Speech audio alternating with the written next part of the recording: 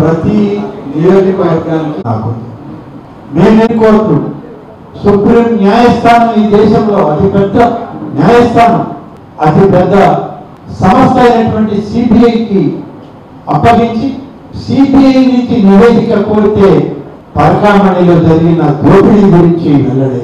అందులో ఆ దోపిడీకి కారకులైనటువంటి ఆనాటి టీటీడీ పాలక వర్గాల యొక్క ప్రముఖులందరూ ముద్దాయి అని తెలిసింది. కల్తీ నెయ్యి విషయంలో నాటి పాలక వర్గంలో ఉన్నటువంటి పెద్దలందరూ దీనిలో భాగస్వాములు అని తెలిసింది. మరి ఇప్పుడు ఏం సమాధానం చెప్తారు? ఇప్పుడు కూడా తెలుగుదేశం పార్టీ మీద లేదా మా ప్రభుత్వం మీద బురద తల్లి తప్పించుకుందామని చూస్తున్నారా? ఈ రాష్ట్రంలోనే కాదు, భారతదేశంలో ప్రపంచ దేశాల్లో ఉన్నటువంటి తెలుగు వాళ్ళందరూ హిందూ సనాతన ధర్మాన్ని నమ్మినవాడు, వైదిక ఆచారాలను పాటించేవాడు. ఎంత పెద్ద తప్పు కలియుగ వైకుంఠంలో జరిగింది అని తెలిసి బాధపడుతూ ఆవేదనతో ఇటువంటి పాలక వర్గాలను మనం చూసింది, ఇటువంటి వారిని గౌరవించింది అని చెప్పి ఇవాళ బాధపడుతూ ఉంటే ఎప్పటికి కూడా మీలో కనీసం మేము తప్పు చేశామనేటువంటి ఆలోచన రాకుండా ఇంకా రాజకీయాన్ని చేయడానికి ప్రయత్నం చేస్తూ ఉన్నారంటే శోచనీయం, బాధాకరం. ఇకనైనా సిగ్గుతో తలదించుకోండి.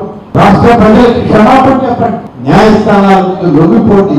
న్యాయస్థానాలు ఇచ్చేటువంటి శిక్షకు మీరు తలవంచండి అని చెప్పి నేను నాటి పాలకులకు, అలాగే తిరుమల తిరుపతి దేవస్థానం పాలకవర్గ నాయకులకు, పాలకవర్గ అధ్యక్షులకు, అధికారులకు కూడా నేను ఈ సందర్భంగా తెలియజేస్తూ సెలవు తీసుకుంటాను. చేయనటువంటి సంక్షేమ కార్యక్రమాలు ఇంత పెద్ద ఎత్తున జరుగుతూ కోట్లాది రూపాయలు పేద వర్గాల ప్రజలకి, మధ్యతరగతి రైతాంగానికి వాటి ప్రభుత్వం సహకరిస్తూ చేస్తూ పోతుంది.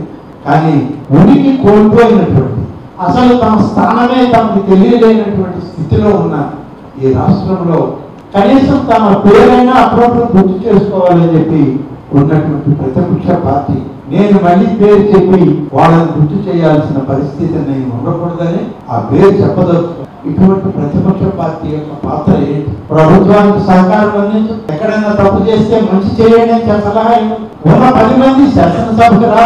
మరి వాళ్ళు ఎందుకు శాసనసభ్యులుగా ఉన్నారో, ఎందుకు ప్రతిపక్ష పాత్ర మాకు ఇవ్వాలనుకుంటున్నారో వాళ్ళకి తెలియదు.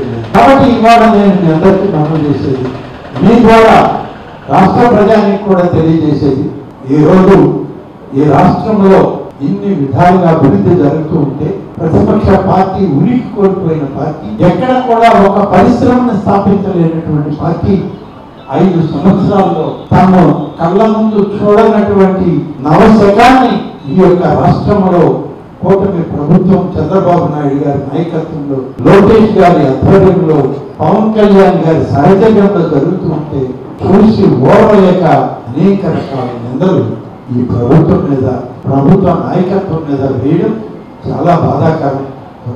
నిన్ననే తిరుచానూరు అమ్మవారి యొక్క బ్రహ్మోత్సవాల్లో రాష్ట్ర ప్రభుత్వ ప్రతినిధిగా ముఖ్యమంత్రి గారికి మారుగా వెళ్ళి రావడం జరిగింది. మరి అక్కడికి వెళితే అక్కడ ఉన్నటువంటి పరిస్థితుల్ని మీడియా సోదరులు ప్రస్తావన చేశారు. ఒకవైపు నేతి కుంభకోణం, కల్తీ నెయ్యి కుంభకోణం, మరొక వైపు పరకామణిలో దోపిడీ. ఇవి అతి పెద్ద కలియుగ ఆరాధ్య దైవం. ప్రతి భారతీయుడు, ప్రతి హిందువు నిత్యం కొలిచేటువంటి శ్రీ వెంకటేశ్వర స్వామి ఆ క్షేత్రంలోనే ఇటువంటి వ్యసనాలను ప్రోత్సహించారు. దురదృష్టకరమైన పద్ధతులకి ఆనాడు వాళ్ళు పనిచేశారు, దోపిడీ చేశారు. మరి ఇవాళ మేము చెప్పింది కాదు, మేము చేసే ఆరోపణలు కాదు, ప్రభుత్వంగా ఇవాళ వచ్చిన నివేదిక. మేమేదో ఒక రాజకీయ పార్టీగా మేము చెప్పట్లేదు. ఈ రాష్ట్ర ప్రభుత్వంగా ఒక సుస్థిరమైనటువంటి పాలన అందించేటువంటి నాయకత్వం ఉన్నటువంటి చంద్రబాబు నాయుడు గారి నాయకత్వాన్ని, పారదర్శకతను చూసి మళ్ళీ అదే కంపెనీలు మేము రాయలసీమలో పెట్టుబడులు పెట్టాం, రాయలసీమను హబ్బుగా చేసుకొని పారిశ్రామిక రంగాన్ని అభివృద్ధి చేస్తామని కర్నూలు కానీ, ఇటు కడప కానీ, అనంతపూర్లో లేపాక్షి కానీ ఇలాంటి అనేక ప్రాంతాల్లో ఇవాళ పెట్టుబడులు పెట్టడానికి అనేక మంది ముందుకు వచ్చారని చెప్పి నేను మీకు మనం చేస్తాను. ఉమ్మడి నెల్లూరు జిల్లాలో మేడ్ ఇన్ ఏపీ ప్రమోట్ చేస్తూ సిటీ సిటీని south India's most reliable industrial cluster గా మన గౌరవ ముఖ్యమంత్రి చంద్రబాబు నాయుడు గారు దాన్ని నిలబెట్టారు అని చెప్పడానికి మనకి వేరే ఆలోచన లేదు. ఇంత గొప్ప పారిశ్రామిక వ్యవస్థని మన రాష్ట్రంలో నెలకొల్పుతున్న ముఖ్యమంత్రి గారికి నెల్లూరు జిల్లా యువతరం నుంచి ప్రజల తరఫున ప్రత్యేకంగా వారికి శుభాకాంక్షల్ని ప్రత్యేక ధన్యవాదాలని తెలియజేస్తాము. ఇక అన్ని మంచిగా చెప్పాం, కానీ ఈ రాష్ట్రంలో ఉన్న ప్రతిపక్ష పాత్ర గురించి కూడా ఒక మాట చెప్పాలి. గతంలో ఈ రాష్ట్రంలో జరిగినటువంటి అభివృద్ధి పార్టీ పరంగా నారా లోకేష్ గారు ప్రతి ఒక్కరు కూడా అభివృద్ధి అంటే నారాయణ, నారాయణ అంటే అభివృద్ధి. ఇంటింటికి మంత్రి నారాయణ అభివృద్ధి సంక్షేమం.